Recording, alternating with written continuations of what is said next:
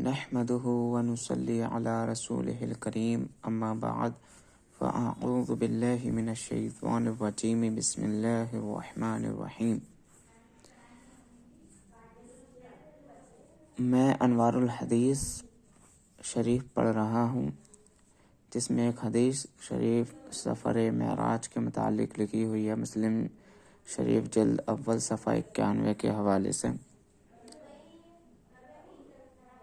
جس میں بتایا گیا ہے کہ حضرت انس بن مالک رضی اللہ تعالیٰ عنہ سے روایت ہے کہ رسول کریم علیہ الصلاۃ والتسلیم نے فرمایا کہ میرے پاس ایک براق لایا گیا۔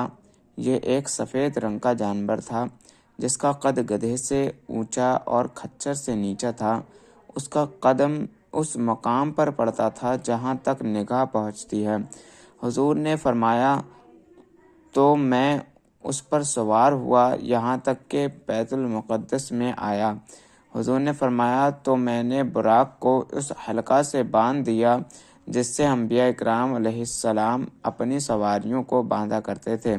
حضور نے فرمایا پھر میں مسجد میں داخل ہوا اور 2 رکعت نماز پڑھی، پھر باہر نکلا تو جبرائیل میرے لیے ایک پیالہ شراب کا اور ایک دودھ کا لائے۔ میں نے دودھ کا پیالہ لے لیا۔ جبرائیل نے کہا کہ آپ نے فطرت اسلام کو اختیار کر لیا۔ پھر جبرائیل مجھ کو آسمان کی طرف لے چلے۔ جبرائیل نے آسمان کا دروازہ کھولنے کے لیے کہا۔ پوچھا گیا کہ آپ کون ہیں؟ فرمایا میں جبرائیل ہوں۔ پھر پوچھا گیا آپ کے ساتھ کون ہیں؟ انہوں نے کہا سرکار مصطفیٰ صلی اللہ علیہ وسلم ہیں۔ پھر پوچھا گیا ان کو بلایا گیا ہے؟ فرمایا ہاں بلایا گیا ہے۔ پھر آسمان کا دروازہ ہمارے لیے کھول دیا گیا تو میں نے آدم علیہ السلام کو دیکھا۔ انہوں نے مجھے مرحبا کہا اور میرے لیے دعائے خیر فرمائی۔ پھر جبرائیل مجھے دوسرے آسمان کی طرف لے چلے۔ انہوں نے آسمانوں کا دروازہ کھولنے کے لیے کہا تو پوچھا گیا کون ہیں؟ فرمایا میں جبرائیل ہوں۔ پھر پوچھا گیا اور آپ کے ساتھ کون ہیں؟ فرمایا سرکار مصطفیٰ صلی اللہ علیہ وسلم ہیں۔ پوچھا گیا ان کو بلایا گیا ہے؟ فرمایا ہاں بلایا گیا ہے۔ حضور نے فرمایا پھر آسمان کا دروازہ ہمارے لیے کھول دیا گیا تو میں نے 2 خالہ زاد بھائیوں یعنی عیسیٰ بن مریم اور یحییٰ بن زکریا علیہ الصلاۃ والسلام کو دیکھا تو انہوں نے مجھے مرحبا کہا اور میرے لیے دعائے خیر فرمائی۔ پھر جبرائیل نے مجھے تیسرے آسمان کی طرف لے چلے۔ انہوں نے آسمان کا دروازہ کھولنے کے لیے کہا تو پوچھا گیا آپ کون ہیں؟ فرمایا میں جبرائیل ہوں۔ پھر پوچھا گیا اور آپ کے ساتھ کون ہیں؟ کہا سرکار مصطفیٰ صلی اللہ علیہ وسلم۔ پھر پوچھا گیا ان کو بلایا گیا ہے؟ فرمایا ہاں بلایا گیا ہے۔ پھر آسمان کا دروازہ ہمارے لیے کھول دیا گیا۔ وہاں مجھ کو یوسف علیہ السلام نظر آئے، جنہیں سارے جہان کا آدھا حسن عطا فرمایا گیا ہے۔ انہوں نے مجھے مرحبا کہا اور میرے لیے دعائے خیر فرمائی۔ پھر جبرائیل مجھے چوتھے آسمان کی طرف لے چلے تو جبرائیل علیہ السلام نے آسمان کا دروازہ کھولنے کے لیے کہا۔ پوچھا گیا کہ آپ کون ہیں؟ فرمایا میں جبرائیل ہوں۔ پھر پوچھا گیا آپ کے ساتھ کون ہیں؟ کہا سرکار مصطفیٰ صلی اللہ علیہ وسلم۔ پھر پوچھا گیا ان کو بلایا گیا ہے؟ فرمایا ہاں بلایا گیا ہے۔ پھر آسمان کا دروازہ ہمارے لیے کھول دیا گیا تو میں نے ادریس علیہ السلام کو دیکھا تو انہوں نے مرحبا کہا اور میرے لیے دعائے خیر فرمائی، جن کے بارے میں خدا تعالیٰ نے فرمایا کہ اور ہم نے اسے بلند مکان پر اٹھا لیا۔ پھر جبرائیل مجھے 5ویں آسمان کی طرف لے چلے تو انہوں نے آسمان کا دروازہ کھولنے کے لیے کہا تو پوچھا گیا کون ہیں؟ فرمایا میں جبرائیل ہوں۔ پھر پوچھا گیا اور آپ کے ساتھ کون ہیں؟ کہا سرکار مصطفیٰ صلی اللہ علیہ وسلم۔ پھر پوچھا گیا ان کو بلایا گیا ہے؟ فرمایا ہاں بلایا گیا ہے۔ آسمان کا دروازہ ہمارے لیے کھول دیا گیا تو اچانک مجھ کو ہارون علیہ السلام نظر آئے۔ انہوں نے مرحبا کہا اور میرے لیے دعائے خیر فرمائی۔ پھر جبرائیل ہم کو 6 آسمان کی طرف لے چلے۔ انہوں نے آسمان کا دروازہ کھولنے کے لیے کہا تو پوچھا گیا آپ کون ہیں؟ فرمایا میں جبرائیل ہوں۔ پھر پوچھا گیا آپ کے ساتھ کون ہیں؟ کہا سرکار مصطفیٰ صلی اللہ علیہ وسلم ہیں۔ پھر پوچھا گیا ان کو بلایا گیا ہے؟ فرمایا ہاں بلایا گیا ہے۔ پھر آسمان کا دروازہ ہمارے لیے کھول دیا گیا تو میں نے موسیٰ علیہ السلام کو دیکھا، انہوں نے مرحبا فرمایا اور میرے لیے دعائے خیر کی۔ پھر جبرائیل ہمیں 7ویں آسمان کی طرف لے چلے تو انہوں نے آسمان کا دروازہ کھولنے کے لیے کہا تو پوچھا گیا آپ کون ہیں؟ فرمایا میں جبرائیل ہوں۔ پھر پوچھا گیا آپ کے ساتھ کون ہے؟ کہا سرکار مصطفیٰ صلی اللہ علیہ وسلم۔ پھر پوچھا گیا ان کو بلایا گیا ہے؟ فرمایا ہاں بلایا گیا ہے۔ پھر آسمان کا دروازہ ہمارے لیے کھول دیا گیا تو ہم نے حضرت ابراہیم علیہ السلام کو دیکھا جو بیت المعمور سے اپنی پیٹھ کی ٹیک لگائے ہوئے تھے، اور بیت المعمور میں روزانہ 70,000 فرشتے داخل ہوتے ہیں جو دوبارہ نہیں آتے، یعنی روز نئے نئے فرشتے آتے ہیں۔ پھر مجھ کو سدرۃ المنتہا پر لے گئے، اس کے پتے ہاتھی کے کانوں کے مثل ہیں اور اس کے پھل بڑے بڑے مٹکوں کے مانند ہیں۔ تو جب سدرۃ المنتہا کو خدائے تعالیٰ کے حکم سے ایک چیز نے ڈھانپ لی تو اس کا رنگ بدل گیا۔ خدائے تعالیٰ کی مخلوقات میں سے کوئی اس کی خوبصورتی بیان کرنے کی استطاعت نہیں رکھتا۔ پھر خدائے تعالیٰ نے میری جانب وحی فرمائی، جو کچھ وحی فرمائی، پھر اس نے رات اور دن میں 50 نمازیں میرے اوپر فرض فرمائیں۔ میں واپسی میں موسیٰ علیہ السلام کے پاس آیا، انہوں نے پوچھا آپ کے پروردگار نے آپ کی امت پر کیا فرض فرمایا ہے؟ میں نے کہا رات دن میں 50 نمازیں۔ موسیٰ علیہ السلام نے کہا اپنے پروردگار کے پاس جا کر تخفیف کی درخواست پیش کریں، اس لیے کہ آپ کی امت اتنی طاقت نہیں رکھتی۔ میں نے اپنی اسرائیل کی آزمائش کی ہے اور اس کا امتحان لیا ہے۔ حضور نے فرمایا تو میں نے واپس جا کر عرض کیا اے میرے پروردگار میری امت پر آسانی فرما، تو خدائے تعالیٰ نے میری امت سے 50 نمازیں کم کر دیں، 5 نمازیں کم کر دیں۔ پھر موسیٰ علیہ السلام کے پاس آیا اور کہا کہ مجھ سے 5 نمازیں کم کر دی گئیں۔ انہوں نے کہا کہ آپ کی امت اس کی بھی طاقت نہیں رکھتی، آپ پھر اپنے پروردگار کے پاس جا کر تخفیف چاہیں۔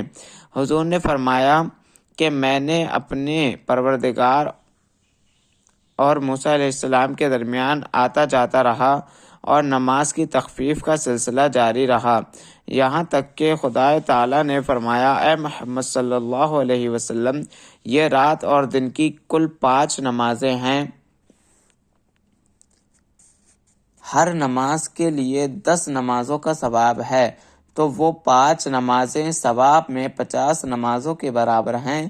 جس شخص نے نیکی کا ارادہ کیا اور اس کو نہ کیا تو صرف ارادہ ہی سے اس کے لیے ایک نیکی لکھ دی جاتی ہے، اور اگر کر لیا تو 10 نیکیاں لکھی جاتی ہیں، اور جو شخص برے کام کا ارادہ کرے اور اس کو نہ کرے تو کچھ نہیں لکھا جاتا، اور کر لیا تو اس کے لیے ایک برائی لکھی جاتی ہے۔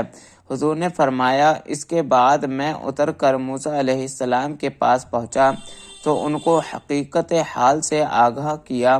انہوں نے کہا کہ اپنے رب کے پاس جا کر اور تخفیف چاہیں، تو رسول کریم علیہ الصلاۃ والتسلیم نے فرمایا کہ میں نے موسیٰ علیہ السلام سے کہا کہ میں اپنے رب کے پاس نماز کی تخفیف کے لیے اتنی بار حاضر ہوا ہوں کہ اب مجھ کو وہاں جاتے ہوئے شرم آتی ہے۔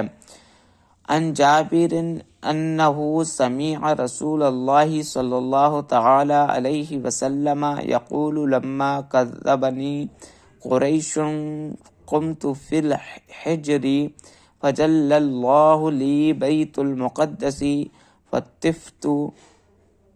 فتفقت اخبرهم عن آیاتہ وانا انظر الیہ۔ حضرت جابر رضی اللہ تعالیٰ عنہ سے روایت ہے، انہوں نے رسول کریم صلی اللہ علیہ وسلم کو فرماتے ہوئے سنا ہے کہ جب قریش نے واقعہ معراج کی بابت میری تکذیب کی تو میں ان کے سوالات کے جواب دینے کے لیے مقام حجر میں کھڑا ہوا تو خدا تعالیٰ نے بیت المقدس کو میری نگاہوں کے سامنے کر دیا۔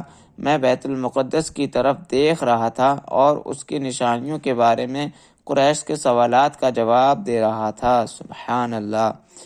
حضور صلی اللہ علیہ وسلم کو جاگتے میں معراج جسمانی ہوئی تھی، اس لیے کہ اگر معراج منامی یا روحانی ہوتی تو کفار قریش حضور صلی اللہ علیہ وسلم کو ہرگز نہ جھٹلاتے اور نہ بعض ضعیف الایمان مسلمان مرتد ہوتے۔ شرح عقائد نفسی صفحہ 105 میں ہے۔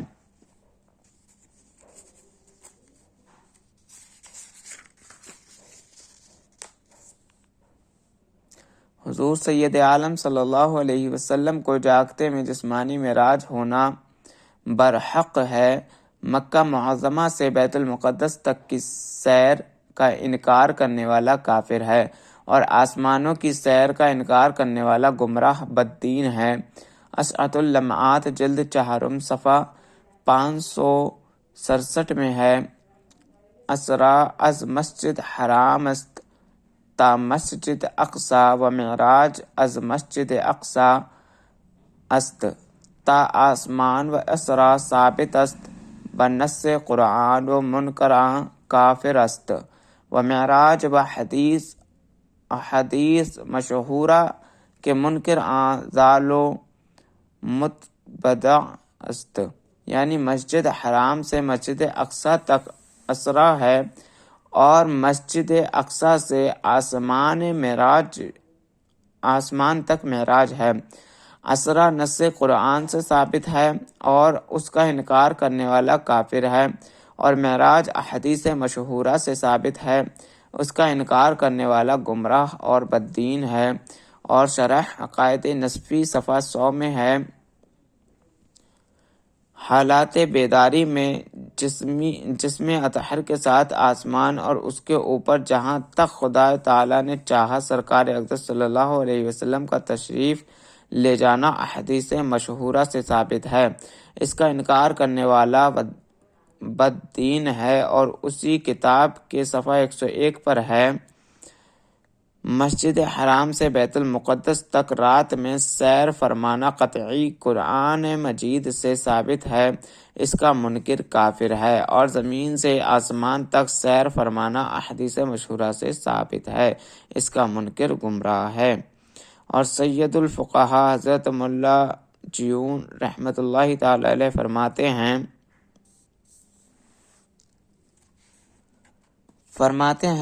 مسجد اقصی تک معراج قطعی ہے، قرآن سے ثابت ہے، اور آسمانی دنیا تک احادیث مشہورہ سے ثابت ہے، اور آسمانوں سے اوپر تک احادیث ثابت ہے۔ تو پہلے کا منکر قطعی کافر ہے، اور ثانی کا منکر بددین گمراہ ہے، اور تیسرے کا منکر فاسق ہے۔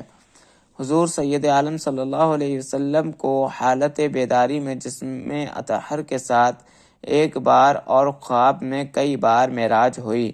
اشعت اللمعات جلد 4 صفحہ 567 میں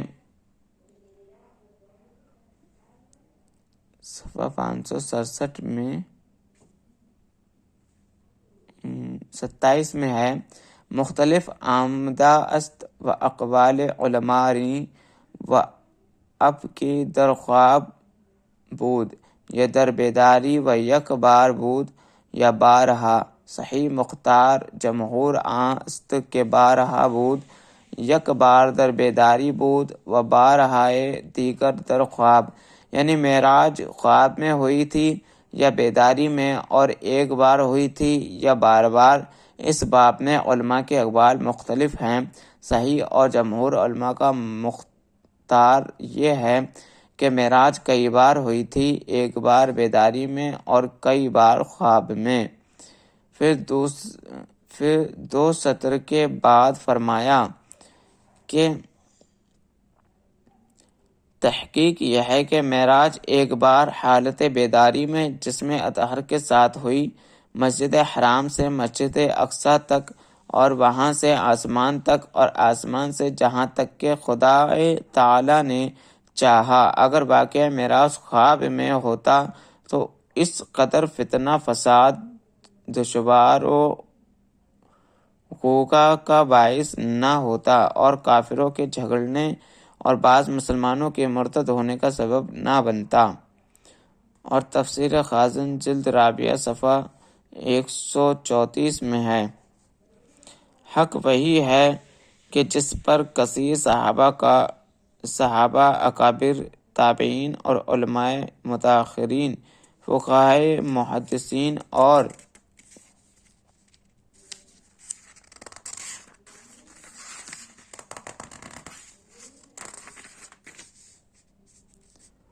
متکلمین ہیں کہ سرکار اقدس صلی اللہ علیہ وسلم کو روح اور جسم کے ساتھ معراج ہوئی صلی اللہ تعالی علیہ وسلم۔ اور حضرت ملا جیون رحمۃ اللہ تعالی علیہ فرماتے ہیں، صحیح یہ ہے کہ معراج جاگتے میں جسم اطہر کے ساتھ میں روح کے ہوئی۔ اہل سنت و جماعت کا یہی مسلک ہے۔ تو جس نے کہا کہ معراج صرف روح کے ساتھ ہوئی یا صرف خواب میں ہوئی تو وہ بددین، گمراہ گروہ اور فاسق ہے۔ تفسیرات احمدیہ صفحہ 330۔ رات میں معراج ہونے کی حکمت یہ ہے کہ رات تجلی لطفی ہے اور دن تجلی قہری، اور معراج کمال لطف ہے جس سے مافوق متصور نہیں، لہذا تجلی لطفی ہی کا وقت مناسب تھا۔ معراج وصل محبوب ہے اور وصال کے لیے عادتاً شب ہی انسب مانی جاتی ہے۔ فتاوی رضویہ جلد 12 صفحہ 205، استحقاق احمدیہ۔ تو یہ تھے سفر معراج کے کچھ واقعات اور اس کے بارے میں کچھ اہم معلومات۔ امید ہے کہ آپ لوگوں کو پسند آیا ہوگا۔ اسی طرح کی اچھی معلومات حاصل کرنے کے لیے اور اپنے دین کے بارے میں جاننے کے لیے ہمارے ساتھ بنے رہیں اور ہمارے چینل TLH آفیشیل کو سبسکرائب کریں، ویڈیو کو لائک کریں، شیئر کریں۔